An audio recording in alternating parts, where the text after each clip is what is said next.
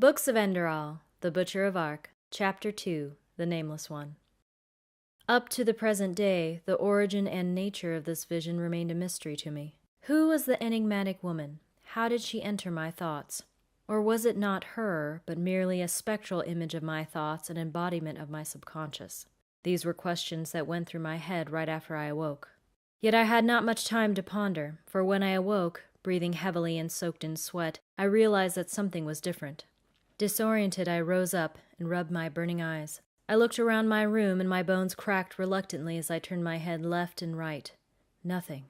My surroundings seemed perfectly normal. Again I let my gaze roam the narrow room, from the heavy wooden door, along the small wardrobe to the scribe's desk in the right corner, on which numerous tomes and scrolls lay in disorder. Insecurely I closed my eyes and delved into myself. No, the repugnancy was not to be found in my surroundings. It derived from me. To be exact, it derived from the strange feeling in my stomach that was unknown to me back then. It was an uneasiness, dull and stagnant, a diffused fear similar to the one we fear when we know that terrible or challenging things wait ahead. Notwithstanding, the feeling seemed familiar, like a gloomy truth that was suppressed in my subconscious all the years before and has now found its way to my mind, like glowing coal beneath a thin layer of fissured ice that began to melt. Bewildered, I laid my hands on my stomach in a childlike, instinctive manner. Of course it did not help. The strange, dull feeling remained. Dizzily, I rose up, looked out the narrow window above the scribe's desk. The vision that had felt like an eternity seemed to have lasted not more than an hour in reality. Still not a single sound from outside reached my ear, and the light was dim and pale. Only a pallid and gray cone of sunlight brightened the dance of 100 confused dust grains in the air. In addition to my uneasiness, I was nauseous. My eyes burned and I felt weak. Water. I need water. Indolently, I walked to the trough, which was filled with fresh spring water, next to the heavy wooden door. I felt how my uneasiness became stronger, and for a moment an absurd scenario unfolded in my mind. What would I see in the mirror of the water when I bent over the trough?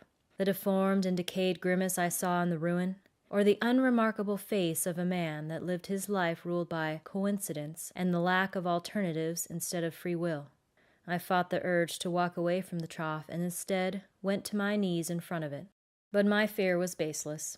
No festering maggots crawled from the face that stared at me in the reflection. No chapped skin revealed from the flesh on bones beneath. Just a dream. It was just a dream. I smiled weakly, confused about my own folly, formed my hands to a bowl and drank 3 gulps. Then I sprinkled some water on my face, rubbed it on my body, my hair, my arms, and my feet. I took the brush of boar bristles and scrubbed my skin until it began to bite. Finally, I took my brown priest's robe from the cast-iron hook at the door, slipped it over, and leaned wearily against the wall. I felt better, but not well. I repeated the sentence several times in my thoughts. Thus I tried to banish the remains of what I believed to be a nightmare. Yet the desired effect did not occur, for every time I closed my eyes, images of my own corpse flooded through my mind, and my uneasiness grew, as if it wanted to emphasize the meaning of the dream. I sighed, and did what I always did when I contemplated. I began to pace around my room. I remember all too well that this moment was the first time in my life the silence appeared oppressive to me. How I wished to hear the familiar creaking of cartwheels, the bright calls of the baker, or the bray of a donkey. But there was nothing, absolutely nothing to hear, not even the mournful singing of the wind that was usually omnipresent in Fogville. Along with the pale light in my chamber, I felt like a part of a Trimetralian morning tableau. Always the same images, the coffin, the corpse, the veiled woman, and her words. Follow the fire. End your false life. Was there a connection between these words and the dull feeling in my stomach? Why did I dream of such things at all? What by the righteous path did it mean? My countenance clouded. False life? What a heap of nonsense. I lived exactly the life that the path had chosen for me. Even if from time to time a gloomy thought came into my mind and I felt envious about the adventurers who on their journeys rested in Fogville, it did not mean that my pious life was in any way false. No. I was lucky that I did not have to live at the side of my miserable father, smearing grease on animal hides. I was even luckier not to be one of the ill-fated people who cut each other's throats for a stale piece of bread in the undercity of Ark. I pinched my eyes. These were the very thoughts that made path-abiding people stray from the path. They became attracted to the insane vision of an adventurous life and get drawn to suffering and misery. With a gloomy face, I thought of terrible stories from time to time that reached Fogville. All the time it had been egoists and power-hungry ones who drew the innocent people into ruin along with them. Eventually I stopped. No, my life is exactly how it should be. Is that so, JL? I was startled. What in blazes? Irritated, I moved around, trying to find the voice's origin. Nothing. I was alone. But then, where did this voice come from? I must have imagined it. It has now come to that. I'm hearing voices. This dream is driving me insane! Angry about myself, I started to move again. Yet after only 2 steps, the voice sounded again in my thoughts, and along with it the dull feeling in my stomach burned like a fresh blaze in the wind. Images and feelings rose in my consciousness, heavy and pressing, but familiar at the same time. This time the voice spoke with a mixture of mourning and mockery. How much longer do you want to close your eyes to the truth? What needs to happen to make you finally understand? This time I actually tumbled backwards when I heard the voice. Not so much because of the words, but because of the feeling it triggered in me.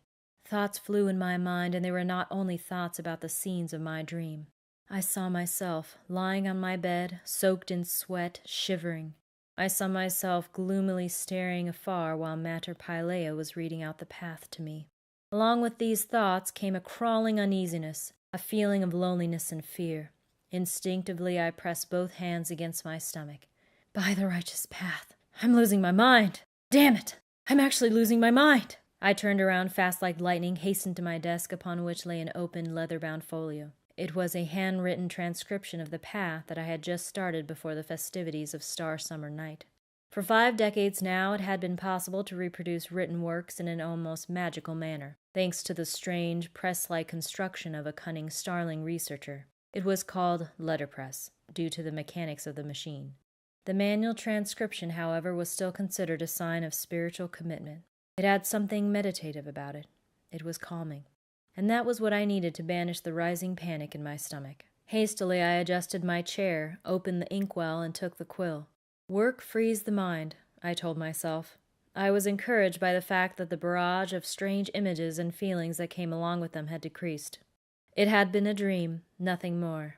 A frightening dream indeed, but a dream nonetheless. Ah yes, concentrating, writing a few pages, reciting a verse, and the spook will be gone. Nothing will remind me of this disfigured body in the coffin, of you. And tomorrow I will be able to continue my meaningless life. Indeed, it will be business as usual, and then one day I will die in peace, without having seen the truth at all. An insignificant, pale number among thousands, and no one will ever remember you, J.L., Tanner's son, the Nameless one. Only now I realized that sweat was pouring down my forehead, and I was clenching the quill so hard that my hand began to hurt.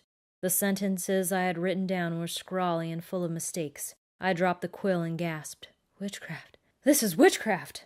I slammed the book shut, closed my eyes, and started to clear my mind as Mater Pilea taught me. Breathe, J.L. Breathe. My entire body trembled, and the pulse hammered in my wrists. Without any doubt, the voice came from within me. It was part of my thoughts, yet so unfamiliar, threatening and lurking. It is futile, J.L., the voice suddenly whispered. You cannot escape destiny. End your false life. End it here and now and follow the fire. There was a moment of silence. Or else you will die.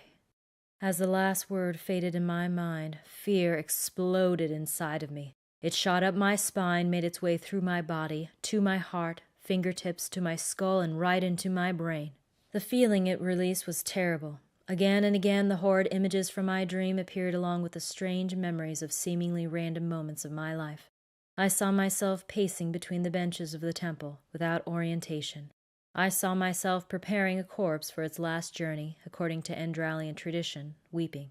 I saw myself lying, sweating in my bed, breathing heavily and my eyes wide open. However, it was not the images that made the situation so unbearable. It was the feeling that covered everything like a leaden, gray cloud, almost driving me crazy. I felt a mixture of panic and fear, bitter loneliness and desolation. I felt like standing in front of a pitch-black abyss, lost and without identity. I felt alone. It might be hard for you to comprehend the description, but maybe it helps to understand the mechanism of the human mind. If something terrible happens to someone, such as the death of a loved one, our mind reacts with a kind of shock. Merely a part of what we actually should feel is allowed to enter the immediate mind. The rest will be banished into the depths of our subconscious, buried like an unloved, dangerous secret. Only after the mind has somewhat recovered, the banished pieces of memory will be unearthed, piece by piece, so that we can deal with them and finish the mourning process. If, however, some reason this reworking will not take place, the memories will decay and fester until they are noticed. We feel gloomy, have panic attacks, or entirely lose the ability to feel emotions. Though it is possible to live under such conditions until one dies, the buried memories take a huge part of our vital energy, or in the worst case, drive us to strange deeds. As the tentacles of fear were raging in me, I realized that these terrible feelings were exactly such decomposing memories. They had been there forever, lurking shadows beneath a shield of glass. I had noticed them in short moments, small and insignificant. Sometimes in the deepest night, when I awoke from a nightmare, soaked in sweat, unable to grasp only one image of the dream. Sometimes in small fissures of thought that haunted me while I performed perfectly normal tasks. Then, for a tiny moment, I was filled with a misty and gray loneliness, and I felt as if I was an observer of myself, the spectator of a hypocritical, bigoted play. My false life. I lived a lie. A desperate effort of my mind to cover something in me that could not be covered. A secret. Something that I had suppressed that could not be held at bay anymore. Now it had broken free, and it had remorselessly showed me what would happen if I did not start to search for the truth. Death. You are dying. Yet some among you might know that insights and actions are very opposing things. Even though the voice had forced me to look at it, and I had looked at it, I did not want to accept it. I uttered a guttural cry, wiped my writing utensils from my desk, and knocked down my stool. I hit the wall of my chamber with my bare fist, ignoring the burning pain that crawled up my arm. I wanted to banish the feeling inside me somehow, so that I could get my old life back. But my resistance was in vain, and each second that had passed amplified the panic that constricted my throat and drowned me like a remorseless flood. Only when my breath was but a weak gasp, I sank down to the floor with my back against the wall, my face buried in my hands, exhausted. It is futile. I saw the salt of my tears burning on my cheeks and began to sob like a child. Oh, what should I do? Malthus, what should I do? I uttered. My voice sounded shaky and miserable. For a while nothing happened. And then I heard the voice again in my thoughts, tender and melancholic. You already know the answer, Jael. She told you what to do. This time the voice did not aggravate my loneliness. No, for a moment I almost felt secure, and it was that moment that I made my decision. Yes, she was right. I knew what to do. I knew it, and I'd always known it. Yet like a fledgling soldier who did not understand that the tales about glorious wars were only tales, until he lost his leg, I had to see my own death in order to understand. I had to begin searching for the buried truth. At that moment it was obscure to me what the veiled woman had meant by talking about the fire. Was the fire a symbol for truth? The truth behind the feeling of emptiness and loneliness that I had learned to suppress and that would not be suppressed anymore? The newborn man who later became known as the Butcher of Ark did not yet know that he would soon get the answer to his question. My memories of the hours right after my decision are only vague. It would be wrong to assume that the oppressive feeling in my stomach vanished after I had gained insight into its nature. No, it was still there, and each time when I had doubts while I was packing my belongings, it grew stronger and more present, like a master who was determined to keep a weak-minded student on the right path by using reprimand and sharp words. Yet I felt a determination that I had never felt in my life before. Indeed, I felt a spirit of optimism, as absurd as it might sound after what happened to me. After I had collected all my belongings, I left the temple, which had been my home for more than a decade. One last time I looked back into its awe-inspiring interior. There it stood, Malthus's stone statue, clad in a massive steel harness, determinedly looking ahead. In his left hand the statue held a replica of broken chains, and the right hand pointed forward, showing the way, proudly and full of power. One last time I closed my eyes and smelled the omnipresent mixture of incense, lavender, and roses, a scent that used to give me the feeling of comfort.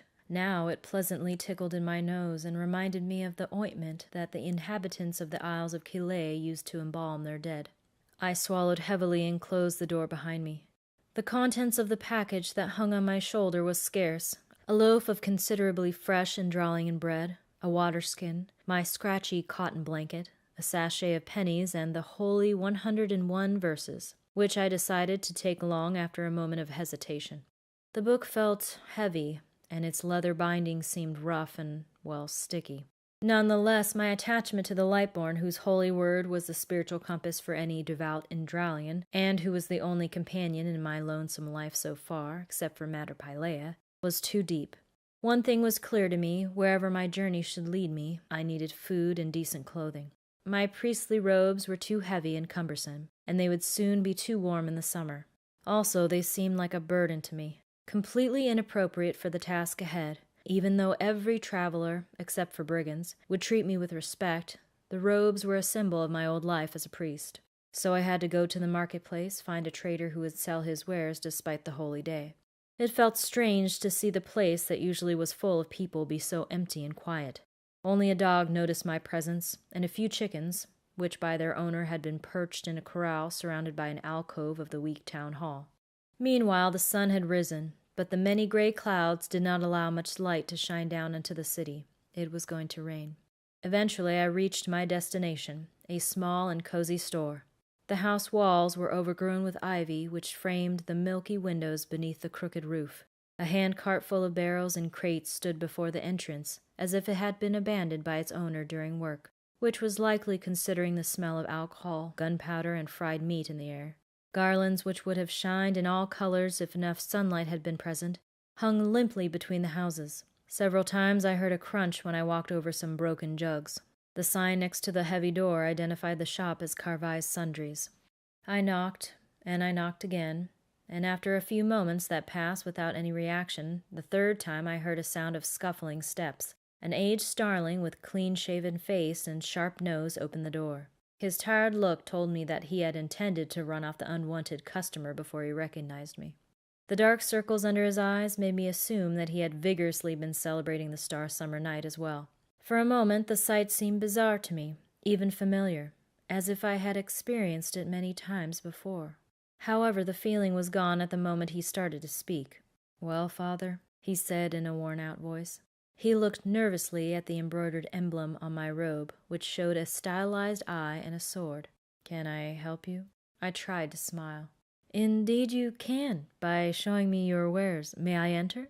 I was surprised how confident and friendly my voice sounded. For a moment the starling named Carvai looked at me insecurely. Like all starlings, he was small and wiry. He had fuzzy hair and a pointy nose. Carvai was a path-abiding man. Every week he and his many children visited the 3 masses, which was also the reason I had chosen his store to buy clothes for my ludicrous journey. His respect for the clergy was great, so he would not ask questions. Carvai scratched his nose and gave me a sleepy and confused look. In his eyes I saw the question why by the righteous path a village priest visited a store that early in the morning, but he nodded devotedly, stepped aside, and asked me to enter. Other than the dire landscape around Fogville, his house had a rustic and cozy feel. The fireplace in the large room at the end of the hall was crackling, and for a moment I saw a young girl peeking through the door at the end of the stairs next to the entrance. I envied the starling child and her siblings. Their father had given them a home and a feeling of security I never had with Gilman. When Pylaea had taken me under her wings, it had already been too late. The wooden walls looked solid yet old, and the large fur of a coast stalker hung at the left side. Reluctantly, I took a step forward and almost stumbled over one of the many shoes on the floor. I heard how the door behind me snapped shut and Carvai cleared his throat. "This way, Father," he said, and walked towards the large salesroom in which I heard the crackle of the fire. It was an amazing sight. Behind the wooden counter, which separated the seller's realm from the customer's, numerous items, chests, boxes, and pieces of furniture were piled up. Huge bookshelves along the walls were filled with dusty folios, scrolls, crystals, and caskets. The store looked insignificant from the outside, but I could not fight the feeling that some precious antiquities could be found here. "Well, what exactly do you need, Father?" the starling finally asked. For a moment I could not answer. What did I need? I wanted to embark on a journey to find the mysterious woman from my dream, and a feeling told me that it might not end in Enderal. "Well," I started. "Everything you need for an extended journey." The starling furrowed his eyebrows. "A journey? To where?" He faltered for a moment. "If you don't mind the question." "I am traveling to Ark," I improvised. The later he would tell anyone about my getaway, the better. "The High Priest asked for us." That seemed to satisfy him. "I understand," he said, and lifted the hatch in the counter. "I am all the more honored by your visit in my store." I nodded and smiled and let him walk me through his wares. About a half an hour later, I was relieved of 102 pennies. I had purchased a sturdy knapsack, a good pair of boots, a hooded traveler's cowl, and an old iron dagger, which I did not know how to use. Carvi had also sold me a traveler's staff that he said was favored by pilgrims who visit the 7 way shrines. "It is perfect for repelling insects," he had told me. As a farewell, I had blessed him and left with a priestly smile. I got food for my journey in the tavern. The matrice, defying his lack of sleep, was diligently cleaning up the remains of the festivities. He gave me a confused look, but after some explanation about my plans, he sold me for a good price a loaf of tasty bread, dried fruit, and a tub of pickled whisperweed, which was popular among travelers because of its durability. He also asked for my blessing, which I gave him, with a strange feeling. The holy act felt so wrong, like never before, and the ceremony seemed not like routine, but like a lie to me. The guardsman Yellis was the last person I met before I walked down the hill where Fogville was situated. He was too sleepy to ask for my destination. Obediently, he opened the wooden gate and wished me to walk blessed. As I left Fogville behind, I was flooded by a feeling of melancholic relief. Within a few hours, I had ended my life that the veiled woman had described as false. Nobody would notice my absence until late in the day.